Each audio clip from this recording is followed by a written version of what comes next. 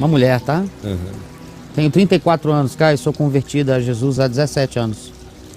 Tendo me convertido em uma igreja batista tradicional.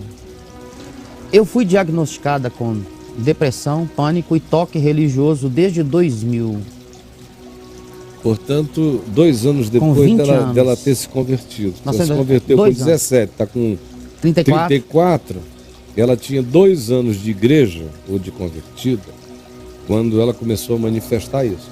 Depressão, pânico, toque religioso, que ela bota entre parênteses assim, escrupulosidade. Escrupulosidade, minuciosidade, detalhismos, perfeccionismos, pudores excessivos, pruridos,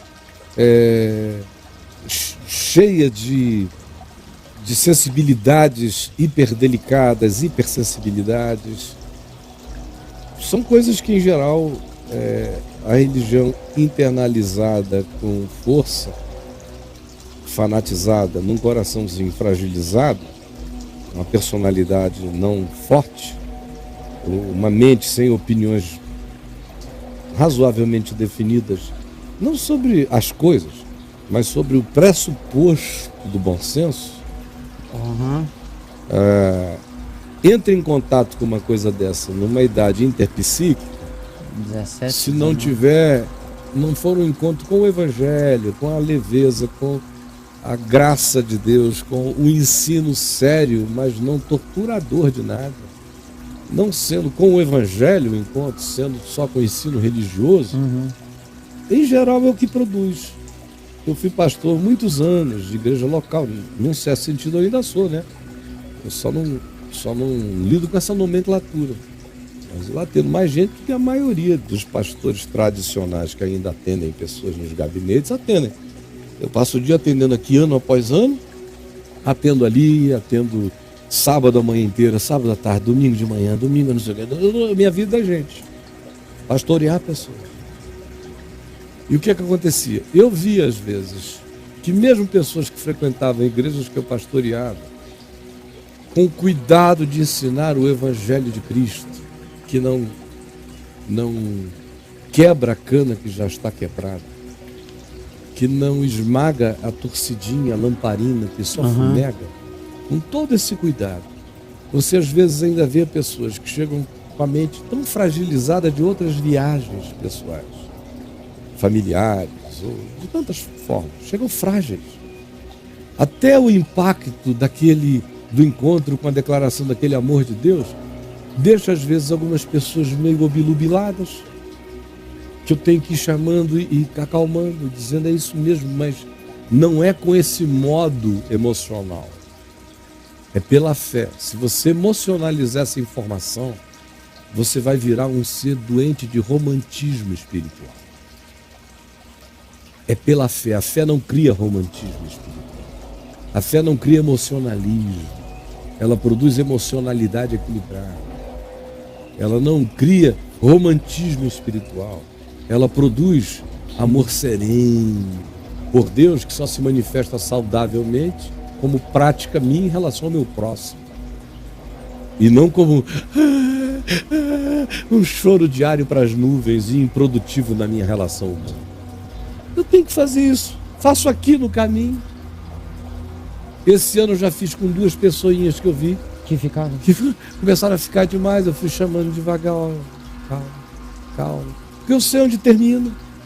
Agora imagina com quem tem esse cuidado. Pode acontecer no meio de algumas centenas ou milhares, alguns casos, por natureza de si mesmos se manifestarem. Imagina nos lugares onde a indução é toda para essa. Não estou dizendo que é deliberada a indução, mas inconscientemente estão todos induzidos nessa direção. A chance desses desarranjos psíquicos acontecerem, dessas indefinições de identidade, dessa falta de base de ser pacificada, é muito grande. Deus sem evangelho é o tema mais adoecedor desta vida. Sabia? Deus sem evangelho. Deus sem evangelho. E o Deus das religiões do livro, o Deus da Torá judaica, o Deus do cristianismo, da Bíblia dos cristãos, e o Deus do Corão dos muçulmanos, o Deus único, supostamente, o Javé, o Deus Pai de Cristo, segundo a construção do cristianismo religioso, e o Deus do islamismo, que são ensinados sem evangelho, porque alguém diria, mas o Javé da Torá tem que ser ensinado sem evangelho, os judeus não creem em Jesus. Certo, tá bom. Então já está ferrado por si mesmo, né? Porque se vai me sobrar só o que tem de Malaquias para trás, e a maioria de nós já se sente tão culpada, tão não perdoada, tão arrebentada, você fica com o Velho Testamento e a tua melhor hipótese de se tornar existencialmente bem-humorado é viver a desgraça angustiada do bom humor do Woody Allen, o judeu. É a versão mais bem-humorada, né? Aquilo ali. O cristianismo a gente não precisa explicar, tem a história inteira para testemunhar a loucura de todos os níveis. E o islamismo está aí, não precisa também falar muito a respeito. O presente está mostrando. O que é isso? São deuses sem evangelho. Rapaz, Javé sem Cristo mata. Alá. O Deus do cristianismo, o Pai, Filho e o Espírito Santo do cristianismo, conforme a construção doutrinária dos concílios do cristianismo, mata. A Bíblia do cristianismo mata. E o Alcorão, o Alá do Alcorão, mata. Porque não há evangelho no Javé dos judeus. Não estou dizendo que não há, no Deus verdadeiro não haja evangelho, porque em Deus só há evangelho, só há boa nova. Eu estou falando na interpretação religiosa. Então, Javé entre aspas. Pai, Filho e Espírito Santo entre aspas. Alá entre aspas. Tudo sem evangelho que se relacione a Deus produz o impacto mais devastador e destrutivo possível na psique humana. Eu não conheço nada. Eu não estou deixando de me lembrar de guerras, destruições, nem de estupro de pai sobre filho, nem de curra de irmão sobre uma irmã, coisas pavorosas. Não, tudo isso impacta menos do que tremor panicado de um Deus que vem sobre mim sem boa nova, sem graça, sem acolhimento, sem ser amor. Nada pode ser pior.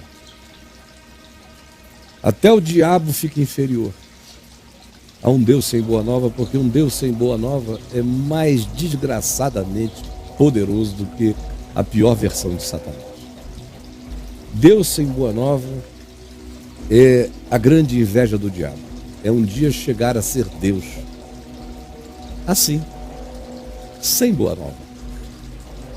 Que é o que o pessoal prova ali. A maioria vive uma relação com Satanás em nome de Deus. Porque vive uma relação com medo em nome de Deus. Uma relação com Deus sem amor. Uma relação com um Deus que é só juízo, ódio, meticulosidades, pudores, pruridos, olhar diminutivo, arriscadamente tenebroso, porque ele vê tudo. Que como poderei eu escapar nas minhas ambivalências pessoais? Aí a coitadinha cai aí com 19 anos, já estava nesse estado. Não foi o que ela falou? O que ela fala, isso mesmo. Aí ela passou esse tempo todo, aí ela escreve o seguinte: acompanho o Papo de Graça há 1 ano, Caio. E os vídeos têm me ajudado bastante. Eu tenho uma dúvida. Desde que me converti, sempre fui ensinado pelos pastores que o diabo fala com as pessoas colocando pensamentos dentro de nossa mente. Pensamentos que são contrários à palavra de Deus. E cada vez que aparecesse um desses pensamentos em nossa cabeça, deveríamos repreender o diabo em voz alta, recitando um versículo bíblico contrário àquilo que o diabo teria atirado em nossas cabeças. Aí começa o inimigo brigando na tua cabeça, você jogando pedrinha de versículo bíblico. Meu Deus. Ao invés de resolverem a coisa de si consigo mesmo. Qualquer pessoa que vem aqui me conta isso, eu nunca transfiro para o diabo. O diabo, rapaz, se ele tiver que ficar com raiva de mim, é a raiva de ter tratado com pessoas humanas e não ter dado a mínima para ele. Não ter dado a mínima para ele. Quando um pensamento ruim passa pela minha cabeça, não foi o diabo, fui eu, bro. Fui eu.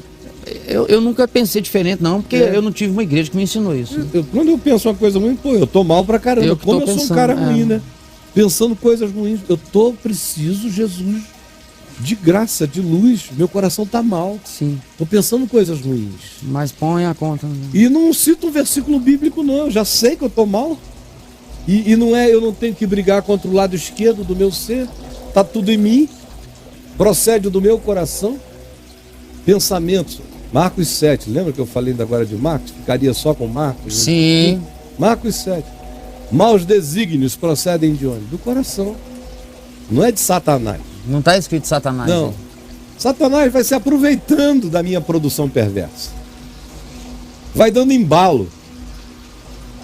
Ele empurra o skate. Dando umas favorecidas. Umas facilitadas ladeira abaixo. Mas eu é que dou, eu é que ofereço, eu é que produzo. É do meu coração que procedem essas coisas. Então você veja, como a psicologia da religião, nesse caso é a psicologia clássica da religião, é lidar com Satanás como responsável por toda a perversão humana, criando esses irresponsáveis crônicos, que são esses indivíduos que se convertem para não ter mais responsabilidade. Então, o que é ruim foi o diabo que me fez fazer. E qualquer coisa de boa eu só farei se Deus me carregar e me puser na condição de fazer. Por isso ajuda-me a fazer, Senhor. Senhor, me dá vontade de fazer. Senhor, põe-me no coração. Até a decisão para ir, o cara quer que Deus tome e o convença. Ele não levanta para fazer nada. Então são umas amebas que se vai criando. São viveiros, são de fato, deviam se chamar morteiros, né? Porque são de morte mesmo. Morteiros. Não são viveiros. Não são viveiros. No viveiro a vida. A vida, eles são matadores mesmo. Sim. São criadores de fungos humanos. No caso de uma pessoinha como essa, já frágil, lhe apresentam esse inimigo e o processo mental é esse. E dizem para ela com 19 anos que, por exemplo, todo e qualquer desejo do senso sexual dela é diabólico. Isso. Com 19 aninhos. Meu Deus. Bonitinha, novinha, gatinha, cheirosinha, convertidinha. Aí ela olha para um garoto, mas que garoto lindo, que cheiro, meu Deus, quem me dera dar um abraço no menino desse. Aí, sai, Satanás. Aí pronto. Sai. Aí já procura um versículo, aquele que com o coração desejar uma mulher com intenção impura, no coração já adulterou com ela. Eu sou adúltero, eu sou adúltero, eu sou adúltero, eu sou adúltero, eu sou adúltero. E o cara vai se convencendo de que é, né? Aí passa ali na frente, como ela já é uma adúltera, em potencial, aí vê uma outra pessoa legal, não sei o que a trata bem, ela diz, que coisa, meu Deus, com vontade de encontrar e conhecer uma pessoa legal assim e tal. Você é uma impura. Você não sabe que esse garoto está namorando uma menina ali? Ai, meu Deus, eu sou uma adúltera. Aí vai piorando. Ao invés de tratar com a coisa e sem chegar e dizer, foi o diabo que botou na minha cabeça, chegar e dizer, eu sou apenas uma menina de 19 anos que estou descobrindo que o meu coração está doido para namorar.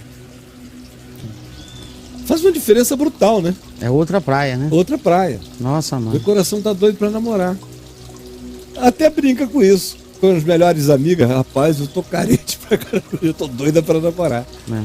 Brinca com a mãe, acho que eu tô doida pra namorar. Aí a mãe, minha filha, é normal, na tua idade também. É outra coisa do que cair na mão de um conselheiro, de uma psicologia cristã que diz: quando isto acontecer, porque o teu inimigo, Satanás, colocou um pensamento dentro da sua cabeça, que você vai ter que combater com guerra de estilingue bíblico. Joga pedrinha de versículo para ele, que é para espantar o bicho. Pedrinha de versículo? É testemunha de jogar. E olha, de jogar. E eu nunca vi ninguém melhorar. Eu só vejo a pessoa ir seguindo esse caminho, adoecendo cada vez mais, até no fim se medicar. Olha isso. É um encaminhamento para surtos diversos.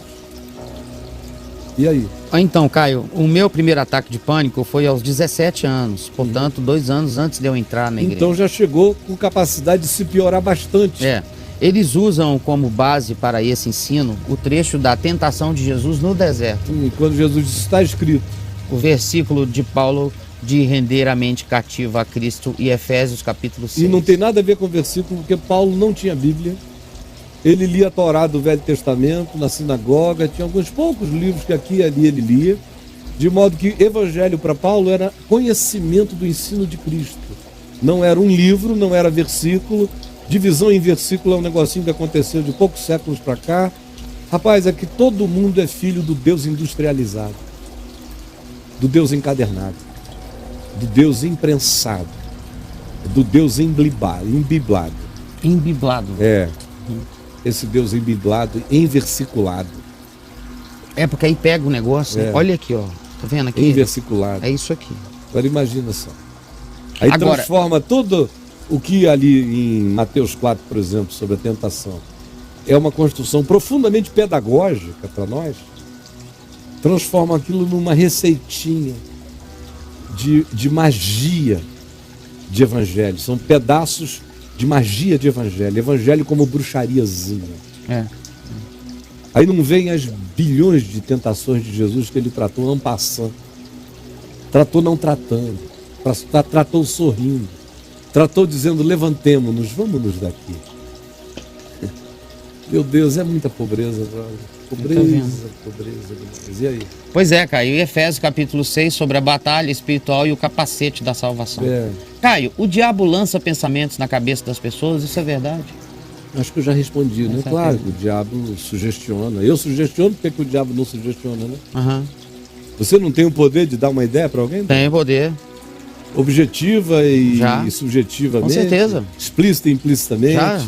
Eu já... Sem palavras, só com olhar. Eu já peguei pessoas com esse poder. Com esse poder só de olhar. Só de olhar. Então, pá. Né? A gente faz isso. O tempo todo. Como é que se nós fazemos isso? A gente é capaz de pegar se o diabo não teria uma capacidade de fazer a mesma coisa. Não tem nada demais nisso. Agora, o teu pastor não tem capacidade de botar uma ideia na tua cabeça? Ele não botou? Se o teu pastor botou, por que Satanás não bota, minha filha? Agora, a pior ideia que Satanás botou na tua cabeça foi essa que o teu pastor te passou. Que te pegou já doente e aprofundou a tua doença muito mais. Exatamente. E aí? Ela para aí. Me deixou impressionada com um Satanás que não cessa. Uma pessoa com síndrome do pânico e um diabo que não sai do lado. Como ficará curada disso, minha filha? Ô Caio, a pessoa apresenta um quadro de pânico e vai para a igreja evangélica. Mas especialmente uma igreja dessa de um diabo de dia e de noite. E toda a ideia do panicado foi o diabo que botou a ser combatida com versículo bíblico. Se não melhorar, porque o diabo está crescendo. E o diabo sempre vai crescer, porque o diabo nunca vai diminuir, com alguém fazendo o diabo crescer todo dia, alimentando a força subjetiva do diabo do indivíduo, com medo. O diabo come medo mais do que eu gosto de comer. Deus. Medo é a lasanha dele. Tambaqui. Medo é a lasanha dele. Isso. Nossa, ele adora. Aí, meus queridos, juntou o diabo com o medo humano e uma boa doutrinação de Deus sem evangelho no coração das pessoas, de um Deus que não traz segurança, só traz pânico do diabo, é de uma infelicidade brutal cair em tal tipo de educação depressiva. A pessoa se educa para o medo, é treinada para o pânico, até perder a autodeterminação. Você precisa de ajuda, meu filho, ajuda mesmo. Seria ideal se você tivesse alguém para conversar, para encaminhar você na segurança do Evangelho. Eu gostaria muito que você lesse o meu livro No Divã de Deus. Você pode ler? Ele está aí no meu site. Vá lá e pegue. Peça hoje que daqui a uns 2 dias estará na sua casa. Você pede automaticamente, eletronicamente, faz a aquisição, leia o todo. Bota aí, demorou, né? No Divã de Deus. Está lá na editora Prologos. Pegue o livro, leia todo. Leia, por favor. Leia e creia. E depois que o ler, que ler a palavra, os textos da Escritura, que dão substância a essa consciência, você, por favor, volte aqui e me diga o que essa compreensão começou a produzir na sua pacificação. Você vai ficar pacificada. No meu site, eu digo todo dia, repito de novo, entre lá, campo busca, escreva a palavra medo, pânico, depressão, Satanás, diabo, tudo isso. Você vai ler uma quantidade imensa de textos que lhe ajudarão. Faça a sua parte. Eu quero lhe ajudar, creio que já lhe ajudei a entender a loucura desse gueto e da confusão mental que produz, e estou lhe dando oportunidades para você se ajudar. Ajude-se, por favor, tá bom, meu filho? Tem 34 anos, se põe em pé, chega de beber essa agonia para sempre, devagar, você vai sair disso, em nome do Senhor. É só você botar um pé de cada vez, com fé, na consciência do amor de Deus, e nada te separa desse amor. Confie nisso, esqueça Satanás. Esqueça Satanás. Satanás é um problema que está resolvido. O príncipe deste mundo já está condenado. Repita comigo. O príncipe deste mundo já está condenado. Na minha vida, Jesus disse que ele está amarrado, porque eu dei a minha vida ao mais valente que mora em mim. Aquele que antes me habitava, o valente bem armado, foi despojado e expulso, foi amarrado. Quem me habita não tem diálogo comigo. De modo que eu vivo sem pensar em Satanás. Quando aparece um endemoniado, eu mando sair, sigo adiante, mas Satanás não tem ibope no meu pensamento. Tudo que de errado eu possa pensar ou sentir, eu sei que é questão minha. Não tem nada a ver com o diabo. Como tem muita coisa boa que nasce dentro de mim, não tem nada a ver com anjos. O diabo é só um anjo. Se eu for dizer que todo pensamento bom que vier dentro de mim foi Gabriel que deu, foi Miguel, eu estou tendo um bom pensamento, foi Miguel que me deu. Estou tendo um bom pensamento, deve ter sido uma potestade particular bondosa. Não é responsável por nada, né? Satanás é só uma criatura, mas vocês deram a ele um poder de presença, de onipresença. Pelo amor de Deus, não existe diabo suficiente para suplantar a produção humana de maldade, você entendeu? É por causa da nossa produção humana de maldade que o diabo não quer deixar a nossa casa, porque ele se sente confortável com a nossa mobília de maldade, com a nossa decoração infernal. Somos nós.